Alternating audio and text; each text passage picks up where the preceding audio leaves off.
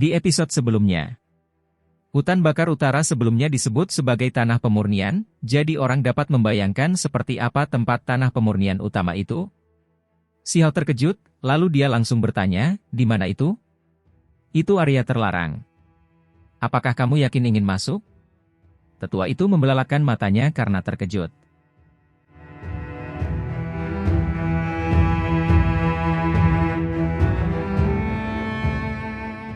Kita berangkat. Xiao mengangguk dengan tegas. Dia datang untuk kitab suci yang tak binasa, jadi petunjuk ini pasti mengarah ke tujuan akhir. Huang akan menuju ke tempat yang paling menakutkan, wilayah terlarang. Berita ini menyebar ke seluruh wilayah lautan seperti badai, memicu keributan besar. Hutan laut utara sangat luas, tidak kalah dengan benua besar pada umumnya. Tentu saja, hutan ini terbentuk dari bebatuan raksasa yang membentang di lautan, air lautnya jernih dan berkilau di antara bebatuan ini. Bagi sebagian besar penduduk surga tak terukur, tempat ini bisa dianggap berada di luar kota, lahan budidaya di tengah laut. Huang muncul, mengalahkan Raja Surgawi Matahari Ungu, dan kembali dengan kuat setelah menghilang selama 3 tahun. Hal ini memicu badai besar. Sementara itu, tempat di mana ia terus-menerus menantang puncak-puncak ekstrim menjadi titik fokus perhatian semua orang. Mungkinkah dia benar-benar akan pergi ke tanah pemurnian tertinggi? Setelah memasuki wilayah laut ini, menuju ke kedalaman hutan batu, Xiao melihat beberapa gunung besar dan megah. Gunung-gunung itu tingginya beberapa puluh ribu sang, bagaikan tulang punggung langit dan bumi. Ada lebih dari 10 puncak yang belum pernah didaki siapapun selama 800.000 tahun. Lansian sebelumnya telah mendaki puncak ini, dan berhasil. Seorang tetua menunjuk ke salah satu gunung raksasa. Xiao terkejut. Dia tidak pernah menyangka wanita berpakaian biru yang cantik seperti dewa itu ternyata sekuat ini, bahkan sedikit lebih hebat dari yang dia duga sebelumnya. Apakah kalian masih akan melanjutkan? Seseorang bertanya dengan suara pelan. Mereka adalah wanita muda yang sangat cantik dan murni. Saat itu, mereka telah melihat penampilan luar biasa Lansian, terlebih lagi melihat kekuatan melahap gunung dan sungai Raja Surgawi Matahari Ungu, jadi mereka penuh dengan kekaguman. Sekarang, ketika mereka mendengar bahwa Raja Surgawi Matahari Ungu telah dikalahkan, mereka semua merasa sulit untuk menerimanya, tidak percaya bahwa Huang begitu tangguh. Hal itu terutama karena penampilan Raja Surgawi Matahari Ungu terlalu menonjol, benar-benar penampilan seorang pahlawan muda yang tak tertandingi, kesan yang ditinggalkannya terlalu dalam. Itulah sebabnya, semata-mata karena rasa sayang mereka padanya, dan juga rasa kagum mereka yang mendalam, mereka merasakan sedikit permusuhan terhadap Xiao. Bahkan sebagian besar orang yang lebih jauh ke belakang, ketika mereka melihat Xiao akan terus berjalan tanpa henti, mereka semua merasa bahwa dia agak terlalu sombong. Apakah dia akan berjalan melewati puncak gunung ini? Kenyataannya, jika ada cukup waktu, Xiao tidak keberatan mengunjungi mereka satu persatu, memperlakukan mereka seperti berkultivasi. Namun, saat ini, waktunya mendesak. Ia takut semakin lama ia menunggu, semakin banyak hal tak terduga yang akan muncul. Ia harus memasuki wilayah terlarang dan mencari petunjuk kitab suci yang tak terhancurkan, memperoleh teks yang tak tertandingi itu. Hutan dan jalan setapak dihubungkan oleh jembatan, membentuk kesatuan yang tidak terpisahkan. Jalan setapak itu sunyi, hutan batu memperlihatkan kurangnya hunian manusia, pemandangannya menjadi semakin tenang dan tersembunyi. Hampir tidak ada seorang pun yang mengunjungi tempat ini secara normal, karena memang tidak perlu. Ini adalah puncak yang tak seorang pun pernah menginjaknya selama lebih dari 1.000.000 tahun. Ketika seseorang masuk lebih dalam, seolah-olah mereka mencapai batas dunia. Puncak ini menjulang tinggi ke awan, megah dan tak terbatas, tekanannya begitu besar sehingga semua orang merasa sulit bernapas. Total ada 6 gunung kuno di sana, yang masing-masing lebih besar dari yang sebelumnya. Luas ruang yang ditempatinya sangat luas seperti dataran tinggi, menopang angkasa luar, dan menahan bintang-bintang. Mereka menjulang tinggi di sini, menghalangi jalan di depan. Tidak banyak yang berhasil mendaki gunung-gunung ini di era yang hebat ini, mungkin ada beberapa yang belum pernah diinjakkan kaki. Seorang wanita tua yang baik hati menjelaskan. Gunung terpendek yang berumur 1.000.000 tahun, gunung-gunung di belakangnya makin lama makin tua, dengan mudah menambahkan beberapa lusin atau bahkan ratusan ribu tahun lagi. Sementara itu, gunung terpendek itu juga jauh melampaui semua puncak yang terlihat sejauh ini. Ada desas-desus bahwa di puncak-puncak itu, ada beberapa yang memiliki peti mati kosong, beberapa di antaranya memiliki ahli-ahli yang tak tertandingi yang mungkin telah melangkahkan kaki ke wilayah umur panjang. Si Hao mendengarkan semua ini, merasa sangat terkejut. Apakah ada mayat juga? Mereka seharusnya sudah meninggal sejak lama, kan? Seharusnya sudah lama meninggal dalam posisi duduk. Namun, di balik gunung-gunung raksasa ini, di tanah pemurnian tertinggi itu, sulit untuk mengatakannya. Bahkan mungkin ada seorang abadi sejati yang duduk di sana. Seorang pria paruh-baya menjelaskan. Ini adalah raja dari hutan Laut Utara, kekuatan sihirnya sangat dalam, kekuatannya luar biasa, seorang ahli hebat di wilayah laut ini. Meskipun dia adalah tokoh berwibawa dari generasi tua, dia tidak memandang rendah Si Hao, sebagian karena rasa hormatnya kepada tetua agung lembaga Dewa Surgawi, sebagian lagi karena dengan momentum Si Hao saat ini, dia pasti akan menjadi seperti ikan yang berubah menjadi naga. Tanah pemurnian terakhir mungkin memiliki keabadian sejati? Si Hao berhenti. Mungkin juga tidak, karena tidak ada seorang pun yang masuk ke dalam, jadi tidak ada seorang pun yang tahu pasti. Raja kota itu menjelaskan. Pada saat yang sama, ia memberikan beberapa contoh. Beberapa gunung di depan matanya belum pernah didaki selama jutaan tahun, tetapi itu tidak berarti tidak ada yang pernah mendakinya sebelumnya. Konon, setelah orang-orang berkuasa di masa lampau memanjat tebing tersebut, sebagian dari apa yang mereka lihat ikut tersebar, sehingga membuat orang-orang di akhirat mulai banyak berspekulasi. Di atas gunung-gunung abadi purba yang menjulang ke awan-awan itu, setelah ada yang naik ke atasnya, mereka melihat mayat-mayat itu masih lunak dan lentur, tidak kaku, lagi pula suhunya seperti orang normal, membuat orang menduga bahwa mereka hanya sedang tidur. Ada pula peti mati kosong di pegunungan, tetapi ada beberapa bulu, kulit tua yang cocok dengan rekaman masa lalu, dan dengan demikian mereka diduga telah meminjam kematian untuk mencapai keabadian. Dari mayat menuju kehidupan, dari kematian menuju keabadian. Itulah sebabnya setelah semua spekulasi ini dibuat, semua orang percaya bahwa wilayah terlarang terakhir yang belum pernah dimasuki siapapun itu mungkin memiliki keabadian sejati di dalamnya. Ini dibesar-besarkan? Si Hao tercengang. Ini hanya beberapa gunung yang telah mereka lihat sepanjang perjalanan. Ini berarti bahwa mungkin ada sesuatu yang benar-benar mengejutkan menunggu mereka di tujuan akhir mereka. Keabadian sejati, eksistensi yang hidup dari masa lalu hingga saat ini. Apakah ia tengah menanti seseorang selama ini? Si Hao tidak terlalu yakin. Sayangnya, ketika semut surgawi bertanduk 10 yang jahat memberitahunya tentang hutan Laut Utara, dia berbicara dengan cara yang agak samar, tidak banyak membicarakan detailnya. Aku menolak untuk percaya dia mengalahkan Raja Surgawi Matahari Ungu.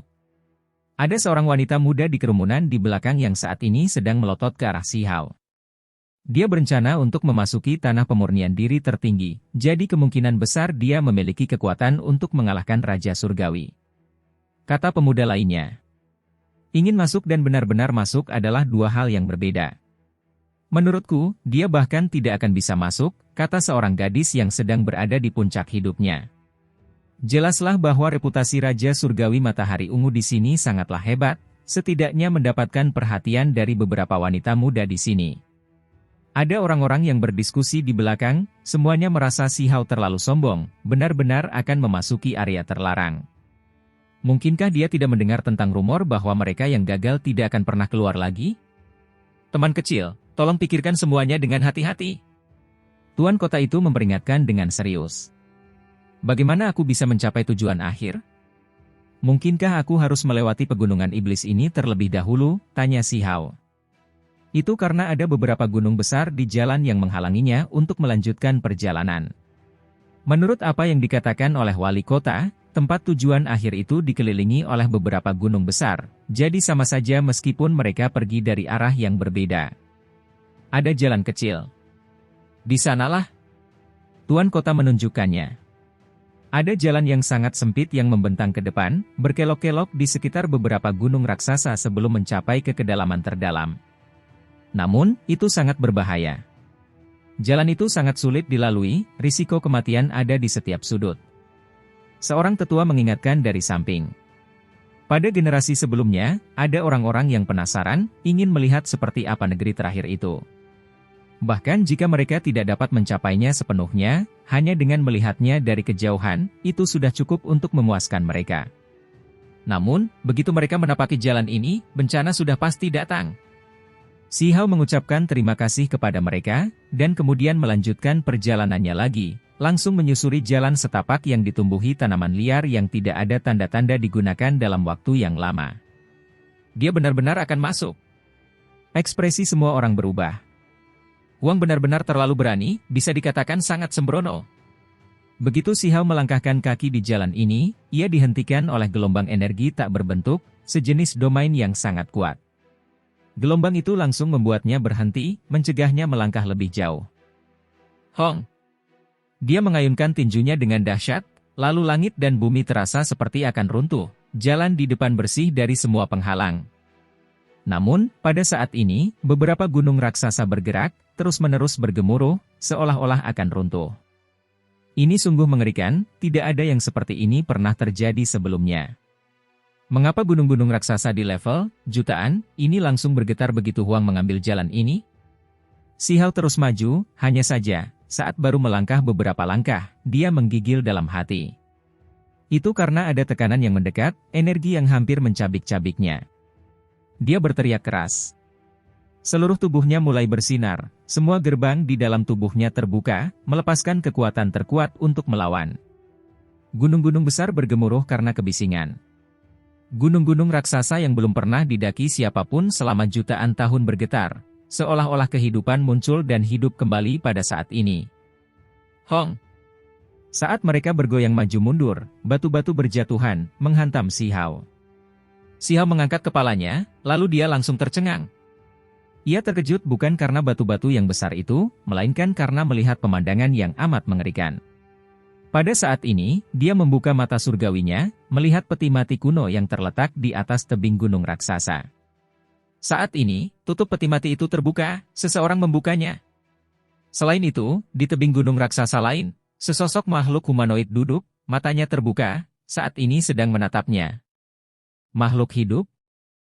Atau apakah itu hantu yang naik ke keabadian? Si Hao merasa ngeri. Si Hao menjadi linglung. Pada saat yang sama, dia merasakan hawa dingin menjalar dari ujung kepala sampai ujung kaki. Benar-benar banyak hal aneh yang sulit dijelaskan di dunia ini. Bukankah dikatakan bahwa puncak-puncak yang ekstrim itu hanya memiliki mayat? Bagaimana mungkin ada sesuatu yang tampak hidup? Hantu yang mencapai keabadian. Apakah hal semacam ini benar-benar ada? Itu benar-benar menakutkan, hawa dingin menjalar di sekujur tubuhnya. Apakah itu makhluk hidup? Mengapa aku merasa seperti dia sedang menatapku? Semut emas kecil itu mulai ragu. Di tebing itu, ada sesosok makhluk duduk di sana, matanya terbuka. Cahaya terpancar dari matanya, seolah-olah masih mengandung kehidupan, masih sangat cemerlang. Kita mesti memahami bahwa ini adalah mayat yang telah ada selama 1.000.000 tahun, bahkan mungkin 4 atau 5 juta tahun yang lalu.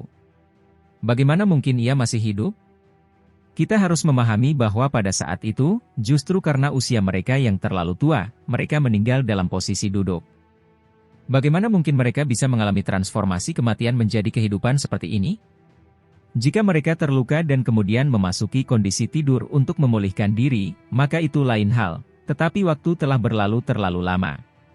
Waktu lebih dari 1.000.000 tahun sudah cukup untuk membuat roh primordial ahli tertinggi membusuk, daging mereka mati. Sekalipun makhluk itu berumur panjang, jika hakikat rohani hidupnya telah layu, membusuk selama lebih dari 1.000.000 tahun, tidak mungkin ia bisa terus hidup, yang bisa ia tinggalkan hanyalah cangkang kosong. Tiba-tiba, terdengar suara yang menakutkan. Sebuah bayangan menjatuhkan dirinya, berteriak bagaikan roh jahat, membuat kulit kepala siapapun menjadi mati rasa, semua bulu halus di tubuh mereka berdiri tegak. Lupakan manusia dan semut di bawah gunung, bahkan semua orang gemetar ketakutan, lutut mereka gemetar, hampir roboh ke tanah. Apa jenis benda itu? Seseorang berteriak keras karena khawatir. Mengapa kulit itu hidup? Semut emas kecil itu ketakutan, melompat, sangat gugup. Tinju kecilnya melepaskan cahaya keemasan yang menyilaukan. Bahkan Si Hao merasakan gelombang kengerian, menghirup udara dingin. Ini sungguh aneh. Baru saja, makhluk itu menarik perhatiannya, tetapi dia tidak terlalu memperhatikannya. Sekarang, dia menemukan bahwa makhluk yang dia abaikan sebenarnya menakutkan. Itu karena di gunung lain, peti mati kuno yang tergantung di atas tebing terbuka. Selembar kulit berkibar turun, tetapi kemudian benar-benar mulai membengkak. Teriakan melengking itu keluar dari mulut makhluk itu. Makhluk itu sudah mati, hanya seonggok kulit manusia, jadi bagaimana bisa makhluk itu melakukan ini? Ah, cepatlah lari! Hantu yang mencapai keabadian, akan melahap darah esensi, menyedot energi yang semua orang. Seorang wanita muda berteriak, berbalik untuk berlari. Hal ini memicu kepanikan besar, banyak orang yang mundur. Hanya ada kultivator di sini, jadi bagaimana mungkin mereka takut pada roh jahat? Hanya saja, benda ini terlalu menakutkan, sesuatu yang jatuh dari puncak yang ekstrim, asal-usulnya tidak biasa. Itu hanyalah kulit salah satu individu paling kuat, bahkan mungkin kulit hantu abadi. Situasi macam apa ini? Di belakang, semua orang tidak mengerti apa yang sedang terjadi. Orang-orang selalu mengembangkan rasa takut terhadap hal yang tidak diketahui. Makhluk itu semakin dekat dan dekat. Seperangkat kulit manusia itu mengembang, berubah menjadi makhluk, rongga matanya kosong seperti kedalaman kosmos. Mulutnya terbuka, memperlihatkan gigi-gigi tajam. Ia merentangkan tangannya, lalu menukik ke bawah begitu saja ke arah Sihao dan semut kecil itu. "Siapa peduli makhluk aneh macam apa kau ini?" teriak Sihao. Tangan kanannya bersinar, mengacungkan dan menyerang. Petir saling terkait, menyambar ke arah langit. Ini adalah teknik berharga milik Kaisar Petir. Dia melancarkan tinju petir. Hong!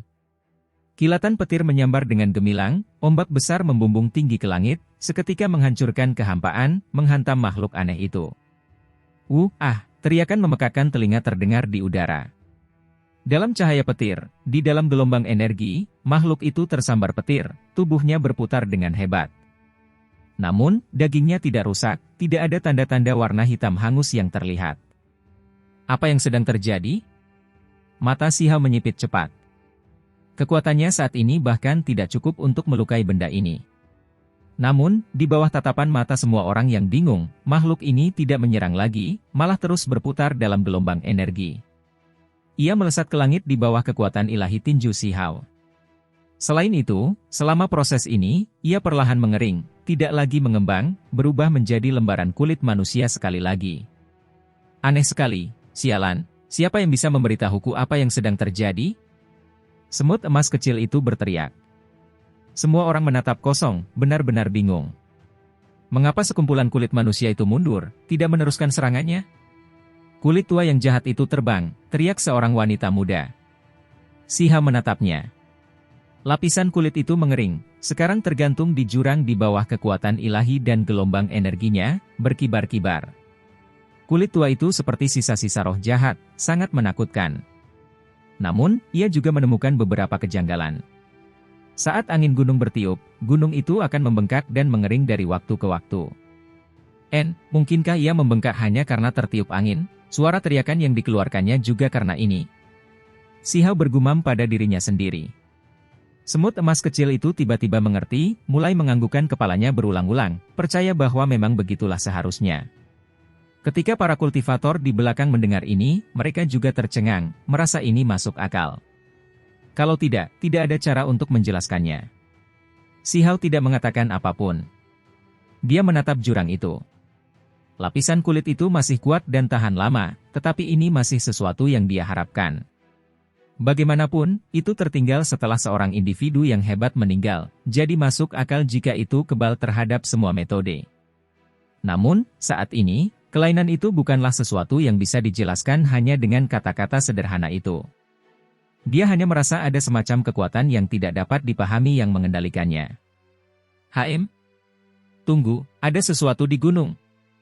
Tepat pada saat ini, seorang tetua berteriak. Dia adalah seseorang dengan status yang luar biasa, biasanya sangat tenang, tetapi pada saat ini, dia tidak bisa menahan diri untuk tidak berteriak, wajahnya benar-benar berubah warna. Semua mata mulai melirik, tetapi kebanyakan orang tidak dapat melihat apapun. Hanya beberapa orang yang mengolah mata surgawi yang dapat menemukan beberapa petunjuk. Apa? Tangan, apa itu? Di tebing itu ada tangan berbulu dengan kuku panjang.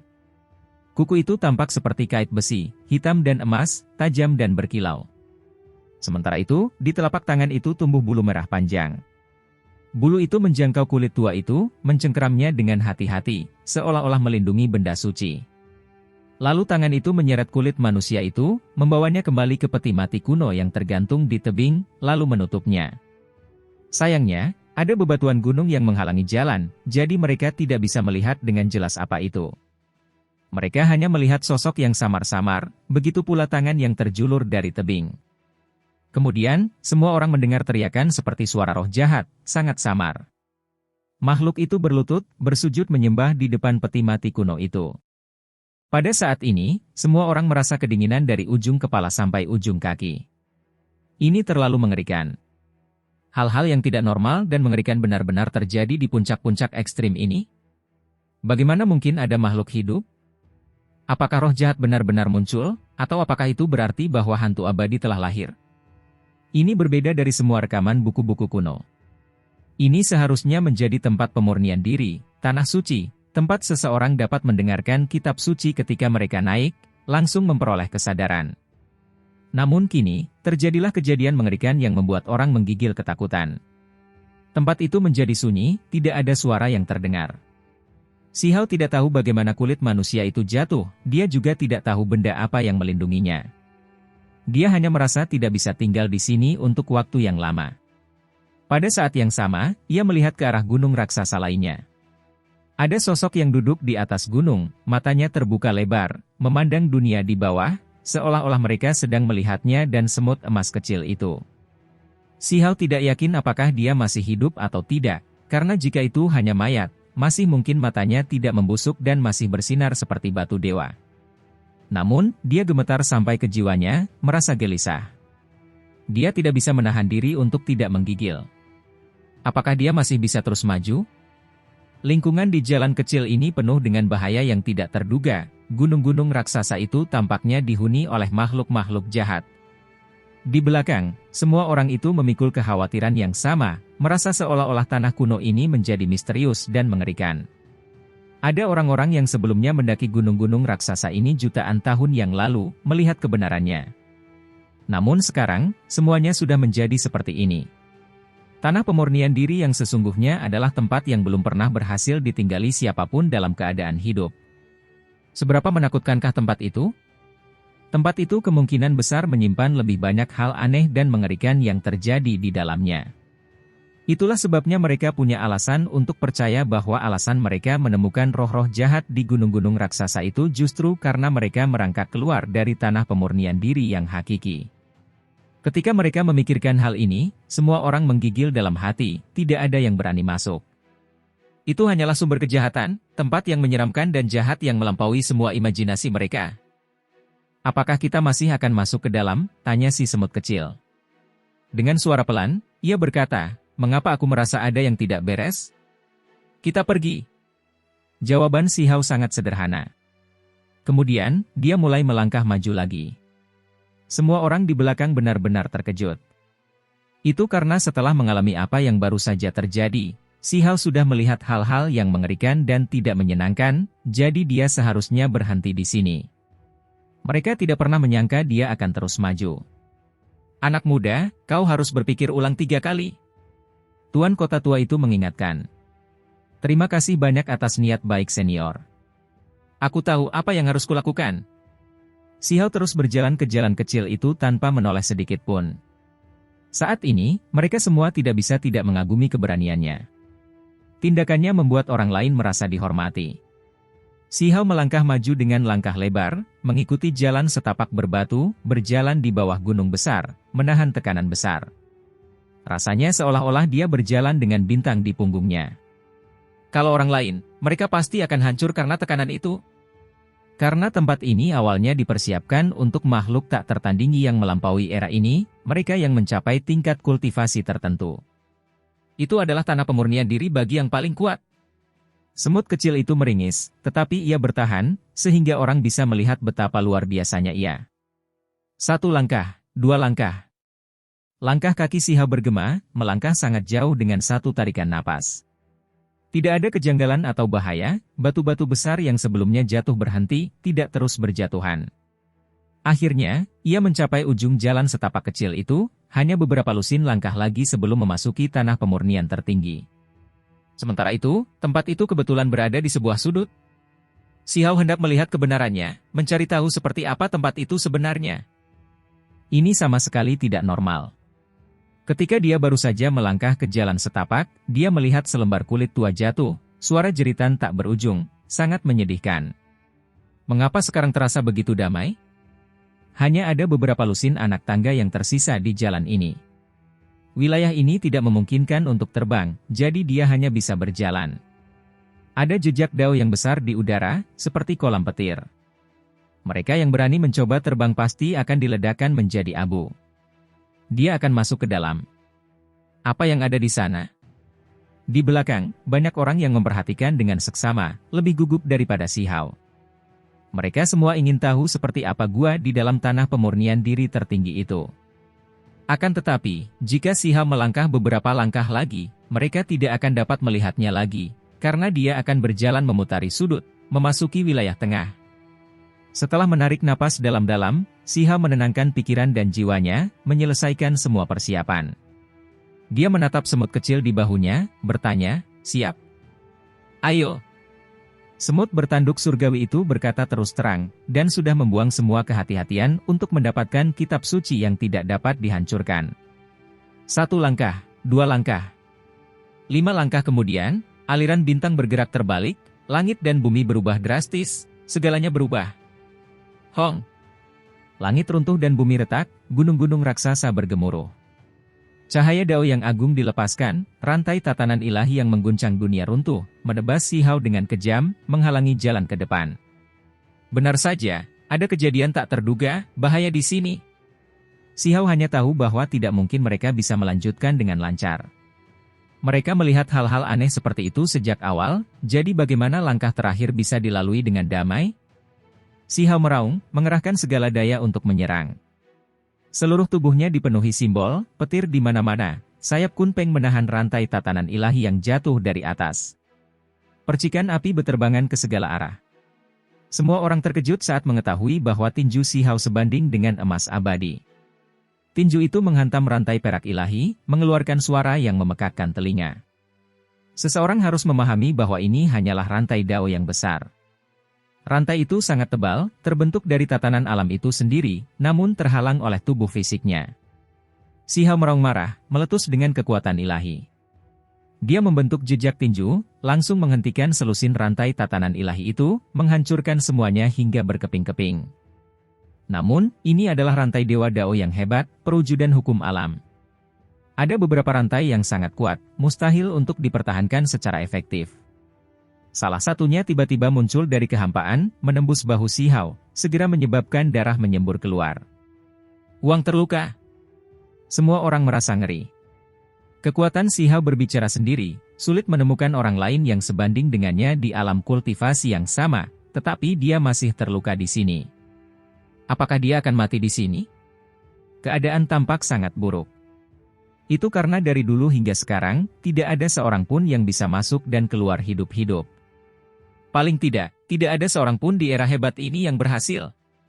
Rantai tatanan ilahi hitam lainnya turun, menyerbu bagian belakang kepala si Hao bagaikan seekor ular berbisa. Dia tidak berbalik, malah membalikkan tangannya, meraihnya. Lalu, dengan sobekan yang keras, tangan itu langsung terkoyak. Semua orang melihat beberapa simbol berkedip-kedip di antara telapak tangan dan jari-jari si Hao, beberapa jari berkedip-kedip. Itulah metodenya, dia menggunakan kemampuan ilahi yang hebat untuk melawan rantai tatanan ilahi di langit. Bunuh! Semut emas kecil itu berteriak keras. Dia berdiri di bahu si Hao, membantunya menahan serangan-serangan ini. Sambil mengacungkan tinjunya, dia melawan hukum-hukum alam ini. Hong! Sejumlah besar kecemerlangan berjatuhan, rantai yang tak terhitung jumlahnya berjatuhan, menyerbu ke bawah bagai 10.000 ular berbisa, hendak menenggelamkan si Hao ke dalamnya. Si Hao menopang satu lorong surgawi, membentuk layar cahaya, yang tidak dapat ditembus oleh metode apapun. Sementara itu, pada saat yang genting, ia bahkan semakin memampatkan lorong surgawinya ke titik ekstrim, lalu membiarkannya meledak. Suara yang menggetarkan dunia terdengar. Gerbang di dalam tubuhnya terbuka, menahan kekuatan dunia luar. Saat titik ekstrim meletus, kekuatan mengerikan dilepaskan. Di langit, banyak rantai tatanan ilahi terus-menerus hancur. Adegan ini sungguh mengejutkan. Semua orang tahu betapa dahsyatnya metode Huang. Ada alasan mengapa dia bisa menekan Raja Surgawi Matahari Ungu. Dia terlalu kuat, bahkan mengandalkan kekuatannya sendiri untuk mematahkan begitu banyak rantai tatanan ilahi. Kalau orang lain, mereka pasti sudah dipaku sampai mati di sini. Kehampaan menjadi sunyi. Terlebih lagi, pemandangan tak beraturan yang ilahi muncul.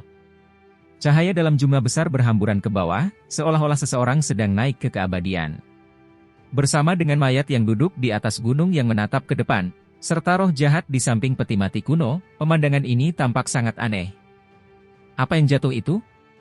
Itu adalah bulu-bulu, yang jatuh satu demi satu seperti bilah-bilah surgawi. Bulu-bulu itu sangat besar, menebas ke arah Si Hao.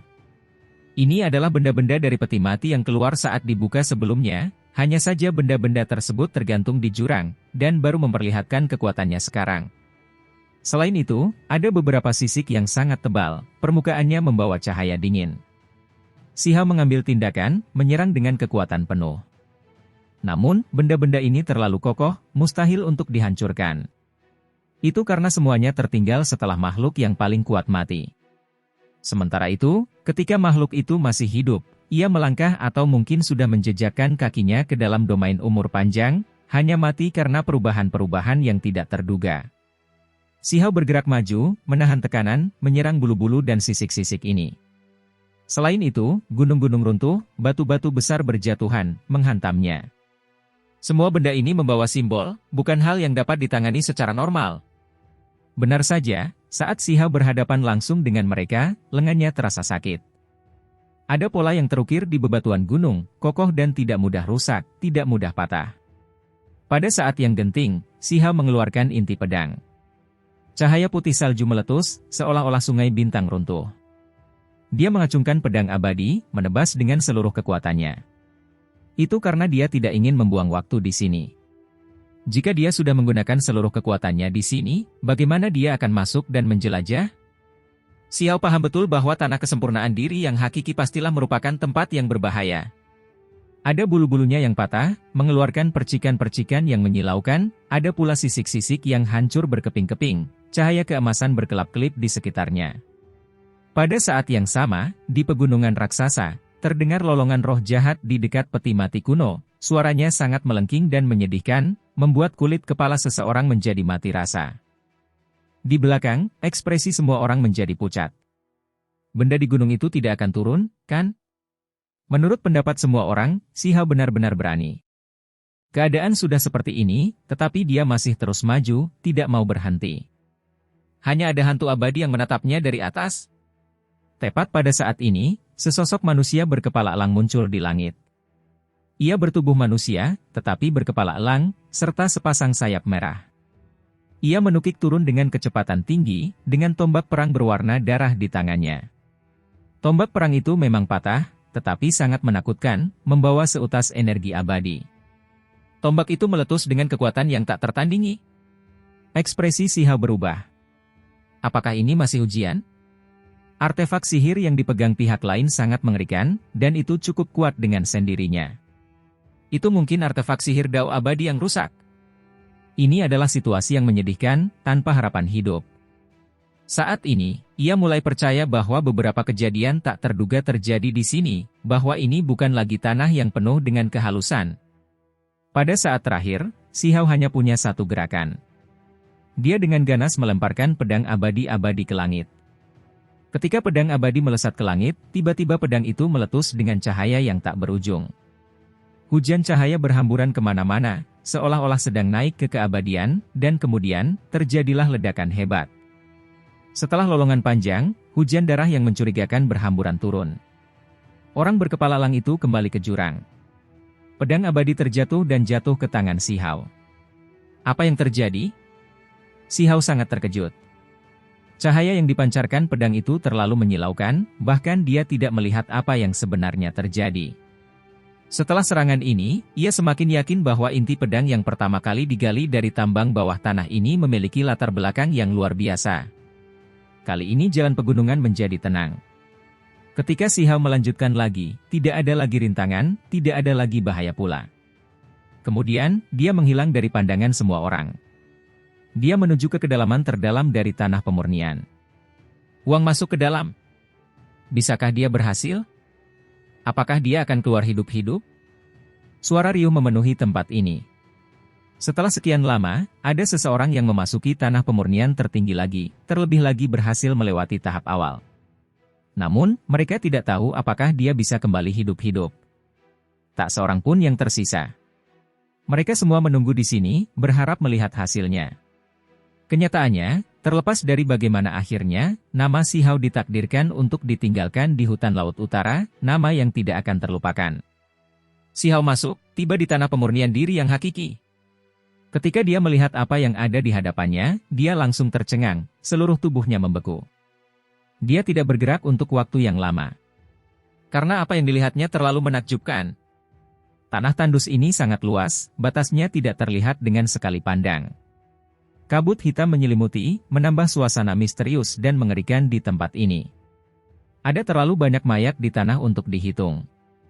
Yang terpenting adalah makhluk-makhluk ini tampak seperti baru saja mati.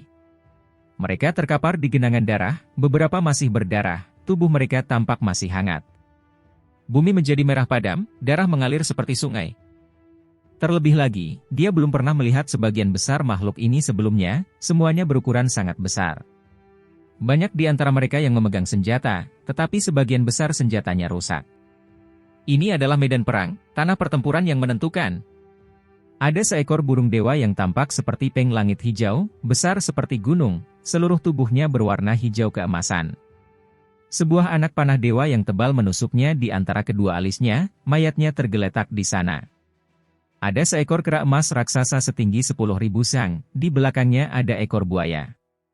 Tengkoraknya hancur berkeping-keping oleh pentungan, otaknya hancur berkeping-keping, roh primordialnya terhapus, dan mati dengan sangat menyedihkan. Ada makhluk yang seperti naga sejati, hanya saja, ia memiliki 8 kepala, tubuhnya yang besar melilit gunung raksasa, tetapi saat ini, tubuhnya telah hancur, terpisah menjadi lebih dari 10 bagian. Ia telah ditebas oleh pedang, tetapi pedang itu juga hancur, tertancap di gunung raksasa begitu saja. Tempat ini terlalu kejam, makhluk-makhluk kuat ada di mana-mana. Mereka semua tergeletak di genangan darah, senjata-senjata tertancap di tubuh mereka, kematian mereka sangat menyedihkan. Sementara itu, yang paling membuat Si Hao ngeri adalah bahwa pertempuran ini tampaknya baru saja berakhir, karena darah tubuh makhluk-makhluk kuat itu masih mengeluarkan uap, masih membawa suhu. Ini sungguh mengejutkan. Bagaimana bisa seperti ini? Si Hao dapat mengatakan dari intuisinya bahwa makhluk-makhluk di sini semuanya luar biasa kuat. Di matanya, ini adalah sekelompok individu yang unggul. Mengapa terjadi situasi seperti ini? Apakah pertempuran baru saja berakhir? Apakah mereka yang selamat baru saja pergi? Si Hao melangkah di tengah darah, terus melangkah selangkah demi selangkah, sangat hati-hati. Dia akan memasuki kedalaman terdalam, melihat apa sebenarnya yang terjadi di sini. Tanah dipenuhi mayat, darah merah cerah mewarnai bumi yang luas. Pemandangan medan perang ini sungguh menakjubkan. Siapa saja yang tewas? Dari mana mereka berasal? Mengapa dari sudut pandang manapun, pertempuran besar seolah baru saja berakhir? Namun, mengapa dunia luar tidak mengetahuinya? Mungkinkah tempat ini terhubung dengan dunia besar yang aneh? Si Hao dan semut emas kecil merasakan sakit kepala yang hebat, keduanya merasa ini tidak masuk akal. Pada saat yang sama, mereka merasakan gelombang dingin, tempat ini terlalu berbahaya. Dari sudut pandang mereka, mayat-mayat raksasa itu semuanya milik orang-orang yang paling berkuasa. Kemunculan salah satu dari mereka di dunia luar akan memicu keributan besar. Ada banyak ras yang berbeda di antara makhluk-makhluk ini, dan mereka tidak sama persis dengan ras yang ada di dunia sekarang, meskipun ada beberapa area yang serupa. Apa yang terjadi? Kalau bukan karena darah masih mengeluarkan panas, aku akan mengira bahwa aku telah tiba di tahun-tahun terakhir kuno abadi, melihat adegan pertempuran terakhir. Semut kecil itu bergumam. Si Hao mengangguk, menyatakan persetujuannya. Dia benar-benar tidak tahu kekuatan apa di dunia ini yang bisa mengirimkan begitu banyak ahli. Hanya pertempuran kiamat yang bisa diikuti sebanyak ini, bukan? Hanya saja, bagaimana mereka berdua bisa sampai di tempat seperti itu?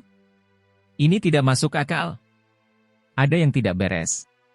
Ketika energi darah dari begitu banyak ahli berkumpul bersama, itu cukup untuk menghancurkan alam semesta, tetapi tempat ini sangat sunyi. Kata Si Hao. Dalam perspektifnya, makhluk-makhluk raksasa ini sangat menakutkan, banyak dari mereka berada di puncak rantai makanan. Namun, saat ini, mereka ada di seluruh tanah, dan energi darah yang mereka lepaskan tidak terlalu menindas. Mari kita coba berjalan sedikit lebih dekat. Kata semut emas kecil itu.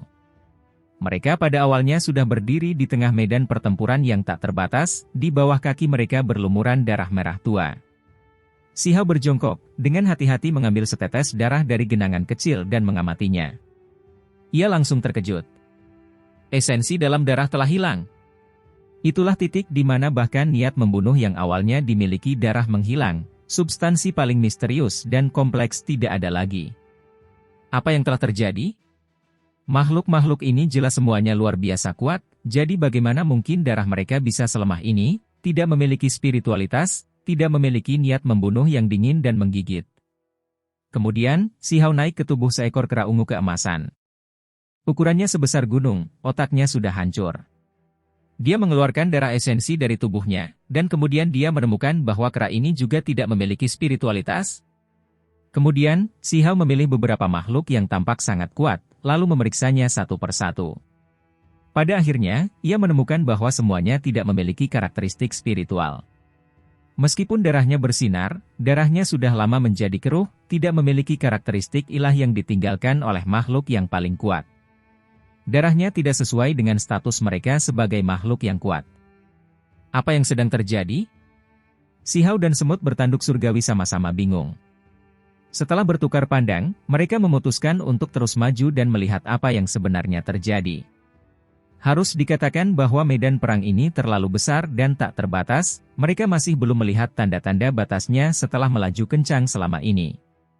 Sementara itu, ada terlalu banyak makhluk kuat dari semua spesies yang berbeda di mana-mana, semuanya mayat. Sungguh sulit dipercaya. Saya merasa selain perang tahap akhir, bagaimana mungkin ada begitu banyak ahli? Mayat-mayat berceceran di mana-mana, bersimbah darah. Sungguh sangat pahit.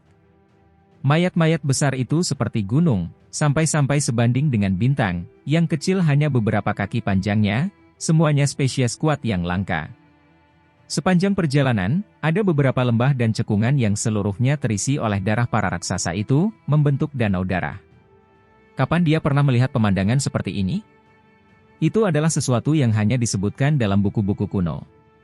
Pada fase terakhir kuno abadi, pertempuran besar terakhir yang paling menyedihkan terjadi persis seperti ini, pembantaian melanda dunia ini hingga menjadi sunyi, hampir semua makhluk terbunuh dalam pertempuran. Kata semut kecil itu. Rasanya semakin lama semakin seperti ini adalah pemandangan yang hanya dapat disaksikan pada hari-hari terakhir. Mereka berubah menjadi dua garis cahaya pelangi, melesat ke batas cakrawala untuk melihat apa yang sebenarnya terjadi. Mereka ingin tahu seberapa luas medan perang ini, lalu menggunakannya untuk menentukan berapa banyak makhluk yang telah mati. Hah? Tiba-tiba, Si Hao dan semut bertanduk surgawi menggigil dalam hati, merasa ada yang tidak beres, seolah-olah hari penghakiman telah tiba. Bahkan jiwa mereka gemetar, hampir hancur di sini. Mengapa seperti ini? Perasaan ini terlalu menakutkan. Mereka tidak tahu apa alasan di balik ini, dan itu terjadi begitu tiba-tiba, seolah-olah krisis terbesar muncul begitu saja. Itu di depan. Setelah Si Hao memejamkan mata dan berpikir dalam hati, dia sampai pada kesimpulan ini. Mereka berdua terus maju, bergerak dengan kecepatan tinggi, menempuh jarak 8.000 li. Mereka melewati medan perang yang besar, dan akhirnya tahu mengapa mereka merasa seperti itu. Karena sejauh 3.000 li, asapnya membubung ke angkasa, langsung mencapai surga. Apa itu tadi? Mereka naik beruntun demi beruntun, semuanya sangat tebal, merah tua, dan berkilauan. Mereka melesat ke langit, memasuki angkasa luar. Sungguh menakutkan. Gelombang yang dilepaskan membuat seseorang merasa tercekik bahkan dari jarak ribuan mil, membuat mereka merasa ingin tunduk dan patuh. Si Hao terkejut, hatinya dipenuhi kengerian. Ini adalah perasaan yang belum pernah ia rasakan sebelumnya. Ia benar-benar melihat pemandangan yang begitu megah dan agung, benar-benar sebuah keajaiban sejak zaman dahulu. Apa itu? Tubuh semut emas kecil itu gemetar. Dia menahan keterkejutan yang dirasakannya, menatap sejauh 3.000 li. Dia menolak untuk percaya bahwa jiwanya akan bergetar seperti ini bahkan dari jarak sejauh ini. Jangan bilang kalau itu kumpulan darah esensi. Suara semut kecil itu bergetar, kata-katanya diucapkan dengan susah payah. Kau benar sekali, itu adalah esensi darah yang meluap dari surga. Si Hao mengangguk. Sekalipun pemandangan di sana amat mengerikan, sulit dipercaya, mereka tetap tidak punya pilihan selain mengakui bahwa ini nyata, bukan fata morgana belaka.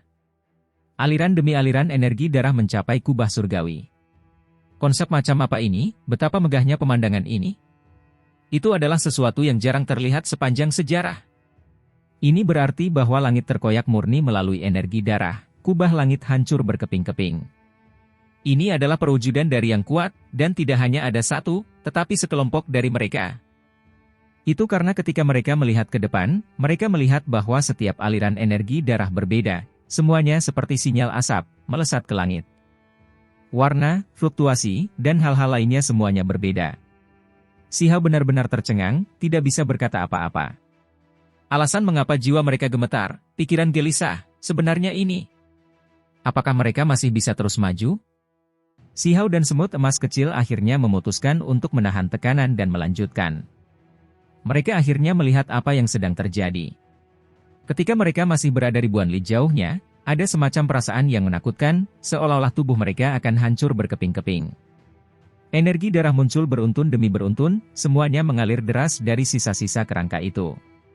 Mereka sangat menakutkan, menyerbu ke dunia luar, energi darah menghancurkan bintang-bintang dari luar angkasa. Si Hao tercengang. Adegan macam apa ini? Ini bukan karena energi darah, melainkan karena ada terlalu banyak individu kuat di sini. Semuanya terbunuh dalam pertempuran. Energi darah mereka melesat ke atas, beberapa saling terkait, membentuk aliran energi darah yang sangat besar. Mereka mencabik-cabik angkasa luar, menghancurkan bintang-bintang. Si Hao merasakan darahnya membeku. Jika energi darah ini tidak diarahkan keluar angkasa, bahkan seluruh medan perang ini mungkin akan hancur berkeping-keping. Itu terlalu aneh dan mengerikan. Wilayah itu tidak dapat didekati. Itu karena energi darah melonjak, terjalin jadi satu, membentuk wilayah terkuat di dunia ini, membangun area terlarang yang tidak bisa dilewati. Darah ini masih memiliki spiritualitas, kekuatan ilahi yang tidak hilang. Di medan perang ini, para ahli bagaikan pohon di hutan, terlalu banyak untuk dihitung. Ketika begitu banyak mayat berkumpul, mereka menciptakan pemandangan yang tidak teratur yang sangat menakutkan. Tempat itu runtuh, tanah retak, gunung berguncang dan bumi bergerak. Meskipun semua ahli itu telah meninggal, itu tetap sangat mengejutkan. Kita tidak bisa maju. Esensi darah mayat-mayat ini masih ada, menutupi langit dan bumi. Tidak ada yang bisa menerobos masuk. Kata semut emas kecil itu. Siapakah yang membunuh semua makhluk ini? Itulah pertanyaan terbesar dalam benak si Hao. Selain itu, seperti apa latar belakang makhluk-makhluk yang mati ini? Kalau begitu, tiba-tiba terdengar suara aneh. Seperti suara tangisan atau isak tangis, terdengar dari kejauhan, mengguncang segalanya dalam radius ratusan ribu li, membuat tubuh si Hao dan semut emas kecil itu langsung kaku, sulit untuk bergerak sedikit pun. Saat ini, kulit kepala mereka menegang, hawa dingin menjalar ke tulang-tulang mereka. Mereka berdua tidak bisa bergerak, tangan dan jari-jari mereka menjadi kaku. Apa itu tadi? Suara aneh dari kejauhan itu tidak begitu menggema, juga tidak begitu tajam, namun sungguh mengerikan. Kalau orang normal, pasti sudah jatuh lemas ke tanah, tidak mampu menopang tubuhnya sendiri. Itu sampai pada titik di mana roh primordial akan retak karena ketakutan. Ini adalah jenis penindasan tanpa bentuk. Di ujung cakrawala, badai hitam muncul. Badai itu begitu besar, sangat dahsyat, dan menghasilkan pemandangan yang menakjubkan. Kemanapun pusaran hitam itu lewat, semua energi darah akan tersedot masuk. Energi darah yang seperti sinyal asap tidak lagi melesat langsung ke angkasa luar, tetapi malah terganggu oleh pusaran itu, terhalang. Seberapa menakjubkankah ini? Kita harus memahami bahwa energi darah ini bahkan dapat menghancurkan bintang-bintang dari luar angkasa, tetapi terganggu dan terhalang oleh angin hitam yang besar ini. Tak lama kemudian, angin hitam itu berhenti. Sesuatu muncul di sana. Warnanya hitam pekat seperti tinta, menyerupai jurang. Itu adalah sebuah pot, tidak sebesar itu, panjangnya hampir 1 kaki. Pot itu melayang di atas kubah langit seperti matahari hitam redup, penampilannya agak menakutkan. Apa itu? Si Hao sangat bingung. Dia masih tidak bisa bergerak. Dia berada di luar medan perang, tetapi dia masih terpenjara. Artefak sihir hitam itu terlalu abnormal, seolah-olah bisa menghancurkan seluruh wilayah besar. Ya Tuhan, benda legendaris ini benar-benar ada? Semut emas kecil itu tak kuasa menahan diri untuk tidak berteriak. Kau mengenalinya? Si Hao tercengang. Aku tidak begitu yakin. Benda itu sangat mirip dengan benda dari legenda, tetapi bukankah mereka semua mengatakan bahwa benda itu sudah tidak ada lagi? Namun, dari penampilannya dan kekuatan mengerikan yang dilepaskannya, jelas benda itu adalah benda itu. Apa sebenarnya itu? Desak si Hao. Wajah semut emas kecil itu menjadi pucat. Ia menelan ludahnya, lalu melihat mayat-mayat di mana-mana di tanah. Ia lalu melihat ke arah panci hitam itu, lalu dengan suara serak, berkata, panci peleburan abadi. Panci peleburan abadi, apa itu? Si Hao tahu bahwa benda ini sangat hebat saat mendengarnya. Apakah benda ini akan memurnikan semua makhluk abadi di dunia ini? Panci hitam itu berukuran kurang dari 1 kaki. Ia mengapung di kehampaan, persis seperti penampakannya yang memutus energi darah, mencegahnya terus mengalir ke surga. Panci peleburan abadi adalah sesuatu yang dimiliki oleh pihak lain. Namun, kudengar benda itu tidak pernah muncul dalam pertempuran besar di era kuno abadi, hanya beberapa makhluk kuno yang mengetahuinya, merasa bahwa benda semacam ini mungkin ada. Kata semut emas kecil itu. Apa? Si Hao terkejut. Seberapa kuno benda ini, hingga dianggap sebagai benda legendaris bahkan di era kuno abadi? Bahkan orang-orang di era itu belum pernah melihatnya sebelumnya. Akan tetapi, sekarang setelah muncul di sini, apa yang ingin dicapainya? Yang terpenting adalah benda itu milik pihak lain, benda asing. Mungkinkah medan perang ini terhubung dengan dunia itu? Si Hao menggigil kedinginan. Akhirnya, dia berkata pada dirinya sendiri, jangan bilang ini adalah perbatasan terpencil. Jika memang demikian, maka disinilah leluhur klan batu bertempur, ujung dunia yang mereka lindungi. Kalau begitu, panci hitam itu bergerak, mengeluarkan suara yang terdengar seperti tangisan. Hal itu membuat orang merasa sangat tidak nyaman, suasana hati mereka sangat terpengaruh. Sesuatu yang mengerikan terjadi. Panci peleburan abadi bergoyang, mulai menelan ludah, melahap semua saripati darah di medan perang. Berkas demi berkas cahaya merah menyala menyerbu ke arahnya. Baru saja, energi darah naik seperti sinyal asap, melesat ke angkasa, tetapi sekarang, energi itu dilahap habis, semuanya dengan cepat memasuki panci peleburan abadi. Perlu diingat, saat energi darah ini terkumpul di sini, energi itu cukup untuk menghancurkan banyak bintang, namun kini, energi itu dengan mudahnya dilahap dan disingkirkan secara paksa oleh panci peleburan abadi. Si Hao merasakan gelombang dingin. Kali ini, dia akhirnya mengerti mengapa dia melihat begitu banyak mayat di sepanjang jalan, mengapa meskipun ada darah, tidak ada spiritualitas. Semuanya dilahap oleh panci peleburan abadi, saripati darahnya dihisap habis. Medan perangnya sangat luas. Ada banyak mayat, esensi darah semuanya menghilang, semua ini karena pot ini. Seberapa menakjubkan ini? Ini adalah senjata yang ganas, dan mungkin salah satu senjata terkuat sejak zaman kuno. Ada desas-desus bahwa panci peleburan abadi adalah sesuatu yang sebelumnya dipahami oleh guru leluhur makhluk yang tak tertandingi, tetapi itu tidak pernah muncul di era besar terakhir. Suara semut emas kecil itu sedikit bergetar, sangat tidak wajar. Itu karena berdasarkan informasi yang diperolehnya, guru leluhur dari sosok yang tak tertandingi itu telah lama meninggal di periode awal era agung kuno abadi. Dia telah hidup terlalu lama, akhirnya meninggal dalam meditasi. Panci ini pun ikut menghilang bersamanya, lalu mengapa muncul di sini? Ada yang tidak beres, Aku merasa ada yang aneh, sangat tidak normal. Apakah ini dunia saat ini? Aku menolak untuk percaya bahwa ada banyak mayat seperti ini. Aku mulai curiga bahwa kita telah sampai di fase terakhir kuno abadi. Semut bertanduk surgawi menggelengkan kepalanya dengan keras saat berbicara. Si Hao sebelumnya juga telah membuat asosiasi ini. Mungkinkah setelah dia melangkahkan kaki ke tanah pemurnian diri tertinggi, dia masuk melewati lorong waktu, tiba di bumi hangus setelah kehancuran era agung kuno abadi? Benar-benar mirip sekali. Kalau tidak, mengapa ada banyak mayat, apalagi semuanya sekuat ini? Mungkin hanya pada era besar itu, pertempuran yang memusnahkan dunia dapat menciptakan bencana jenis ini. Panci peleburan abadi mengapung di sana begitu saja, menyerap esensi darah dengan panik. Sejumlah besar cahaya merah tua berwarna-warni melonjak, masuk ke dalam. Hanya surga yang tahu seberapa besar gelombang energi darah kehidupan yang dihisapnya. Si Hao terkejut, semut kecil itu juga tercengang. Apakah panci peleburan abadi ini dipersiapkan khusus untuk membantai makhluk abadi sejati? Namanya sungguh mencengangkan, dan tindakannya membuat orang gemetar. Panci peleburan abadi ini jelas tidak membutuhkan darah itu sendiri. Ini hanya sebuah artefak yang digunakan untuk menyimpan darah esensi ini, kata si Hao. Ini terlalu menakutkan. Apakah ini adegan pembersihan medan perang terakhir setelah pihak lain menang? Suara semut kecil itu terdengar getir. Adegan itu terlalu menakutkan. Pada saat yang sama, hal itu terasa menyedihkan. Banyak tulang makhluk terkubur di sini, tidak dapat mengubah situasi. Mereka masih disapu bersih oleh tulang-tulang makhluk dari pihak lain, semua immortal ancien terkubur. Ada kekuatan energi darah yang begitu melimpah, banyak ahli di sini, semuanya adalah kultivator yang paling kuat. Mereka semua dibantai di sini, dan kemudian esensi darah mereka dihisap keluar.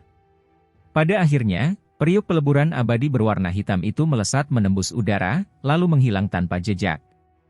Si Hao dan semut kecil itu mendapatkan kembali kebebasan mereka, tidak lagi merasakan perasaan runtuh. Mereka meregangkan tubuh, melancarkan peredaran darah, lalu mengembuskan napas lega. Saat mereka menatap medan perang ini lagi, mata mereka memancarkan ekspresi muram. Benar saja, saat mereka terus maju, mereka tidak lagi terkekang. Energi darah yang dilepaskan mayat-mayat itu semuanya tersedot, tidak lagi memengaruhi medan perang ini. Segalanya menjadi damai kembali. Mayat-mayat di sini menjadi seperti yang mereka lihat sebelumnya, tidak memiliki keilahian dan kekuatan, semuanya menjadi biasa saja lagi. Mengapa kita melihat hal-hal ini? Tidak mungkin kita sampai di tahun-tahun terakhir immortal ancien. Semut kecil itu bingung, menahan kesedihan. Dia teringat kembali pada orang-orang yang dicintainya yang semuanya meninggal dalam musibah itu. Si Hao berpikir dalam hati, lalu berkata, untuk memperoleh kitab suci yang tidak dapat dihancurkan, beberapa cobaan yang tidak terbayangkan pasti harus dialami. Mungkin saat ini kita sedang berada di dalamnya, hanya saja sama sekali tidak menyadarinya. Medan perang menjadi sunyi. Mereka terus maju menuju daratan terakhir, ingin melihat apa sebenarnya yang ada di sana. Setelah terbang puluhan ribu li, ada cahaya keemasan redup yang samar-samar terlihat di depan, sangat ilahi. Seolah-olah itu adalah tanah penuh kebahagiaan dan keberuntungan. Namun, sebuah riak terpancar dari jarak yang tidak terlalu jauh. Seekor binatang buas yang mengerikan muncul, yang sangat berani dan kuat, menyeramkan dan menakutkan. Binatang itu melepaskan aura kehidupan yang kuat, matanya dalam dan sedingin es. Makhluk macam apakah ini? Tingginya 100 sehang. Jika dibandingkan dengan mayat-mayat lain di medan perang ini, mayat itu tidak sebesar itu, tetapi sangat menakutkan. Bentuknya seperti singa, tetapi seluruh tubuhnya merah seperti darah, bulunya sangat panjang. Sementara itu, ada sepasang sayap berwarna darah di kedua sisi tubuhnya, seolah-olah itu adalah sayap burung phoenix. Singa phoenix darah. Semut emas kecil itu berteriak dengan waspada. Meskipun ia tidak lahir di Immortal Ancien, para prajurit boneka tua itu telah mengajarkan banyak hal padanya. Apakah mereka sangat kuat? Tanya si Hao. Sangat kuat, tidak kalah dengan Void King, binatang buas yang mengerikan di level yang sama. Jawab semut kecil itu. Si Hao terkejut. Saat itu, dia secara pribadi telah bertarung melawan Raja Binatang Void di medan perang abadi, seorang makhluk muda yang telah mengolah 3 untai energi abadi, yang jelas merupakan makhluk yang menakutkan. Dia benar-benar bertemu dengan jenis binatang buas lain dari sisi lain sini. Menurut apa yang dikatakan semut kecil itu, darah singa Phoenix adalah keturunan dari Blood Phoenix yang telah menurun dan singa yang tak kenal takut dari garis keturunan biksu kuno. Ia memiliki kekuatan luar biasa dan kekuatan magis yang luar biasa.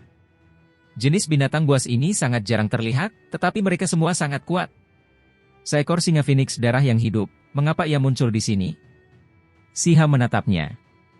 Ada ikan yang lolos dari jaring, sepertinya membersihkan medan perang memang perlu dilakukan. Makhluk bodoh, mengapa kalian semua tidak bersujud setelah melihatku? Kata darah singa Phoenix. Tubuh setinggi 100 sang itu berwarna merah tua seperti darah, sepasang mata bahkan lebih memancarkan cahaya dingin yang dalam. Ia menatap Si Hao, membawa niat dingin dan sejenis energi pembunuh. Tempat apa ini? Apakah ini di sisi lain? Apakah kita berada di era kuno abadi? Si Hao bertanya dengan cepat. Akulah yang mengajukan pertanyaan. Kualifikasi apa yang dimiliki orang yang kalah untuk menginterogasiku? Apakah kau akan menyerah atau mati? Kata darah singa Phoenix dengan dingin. Tentu saja, interaksi mereka dilakukan murni atas kehendak Tuhan. Jika tidak ada cara bagi mereka untuk berkomunikasi sama sekali. Ada juga semut kecil. Coba kupikirkan spesies apa kamu. Sepertinya itu adalah semut bertanduk surgawi yang cukup terkenal. Aku ingat, sebelumnya aku pernah makan satu, darah saripatinya terlalu lezat. Namun, semut itu jauh lebih besar darimu, itu benar-benar obat penyembuh yang hebat, sangat meningkatkan kekuatanku. Singa Phoenix darah berbicara dengan kecepatan yang tidak terlalu cepat atau terlalu lambat. Sikap arogan dan hina seperti ini membuat mata Siha menjadi dingin. Mata semut kecil itu memerah, dia tidak bisa menahan diri untuk tidak berteriak. Kau memakan semut bertanduk surgawi? Ia hampir menangis, karena ia memiliki beberapa saudara lelaki dan perempuan yang lebih tua, tetapi mereka semua terbunuh, mayat mereka bahkan tidak disita kembali. Tepat sekali, dia mirip sekali denganmu. Jangan bilang kalau dia salah satu kerabatmu. Darah singa Phoenix mencibir dengan sikap haus darah. Mencari kematian, teriak Si Hao. Dia membentuk jejak magis, siap beraksi. Tidak, aku akan melakukannya, biarkan aku melakukannya. Aku akan membunuhnya dengan tanganku sendiri. Bagaimana mungkin anjing kampung seperti ini membunuh saudara-saudaraku? Aku akan membunuhnya dengan tanganku sendiri. Mata semut kecil itu merah padam, menjadi gila. Hong!